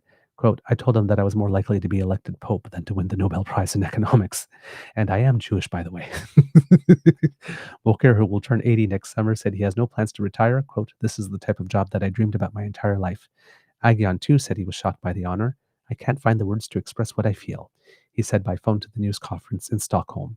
He said he would invest his prize money in his research lab. Asked about current trade wars and protectionism in the world, Agion said, quote, I'm not welcoming the protectionist way in the U.S. That is not good for world growth and innovation. Howitt was also critical of President Donald Trump's trade policies. Quote, it's pretty clear that these are going to discourage innovation by reducing what we call the scale effect, he said. Starting a tariff war just reduces the size of the market for everybody. He said that trying to bring the manufacturing jobs back to the U.S. could perhaps make some political sense, but was not good at economic policy. Quote, we're good at designing running shoes, but it's best for us to leave others to make them. The winners were credited with better explaining and quantifying creative destruction, a key concept in economics that refers to the process in which beneficial new innovations replace and thus destroy older technologies and businesses. The concept is usually associated with economist Joseph Schumpeter, who outlined it in his 1942 book, Capitalism, Socialism, and Democracy. The Nobel Committee said Moker, quote, demonstrated that if innovations are to succeed one another in a self-generating process, we not only need to know that something works, but we also need to have scientific explanations for why. Agion and Howitt studied the mechanisms behind sustained growth, including a 1992 article in which they constructed a mathematical model for creative destruction. Agion helped shape French President Emmanuel Macron's economic program during his 2017 election campaign. More recently, Agion co-chaired the country's Artificial Intelligence Commission, which in 2024 submitted a report to Macron outlining 25 recommendations to position France as a leading force in the field of AI. Quote, the laureate's work shows the economic growth cannot be taken for granted. We must uphold the mechanisms that underlie creative destruction so that we do not fall back into stagnation, said John Hassler, chair of the Committee for the Prize in Economic Sciences. One half of the 11 million Swedish kronor, or $1.6 million Canadian prize, goes to Moker, and the other half is shared by Agion and Howitt. Winners also receive an 18-karat gold medal and a diploma. There you go. So another Canadian who does us proud. We'll hopefully find out more about him and what he thinks over the days to come. But for now, kids and cubs, that's all we have. So, amour et bisous. Everybody have a wonderful Thanksgiving celebration if you haven't had it already. And we will see you tomorrow, and we will talk a little bit about elections in Newfoundland and Labrador. And with that, kids and cubs, like magic, I am gone.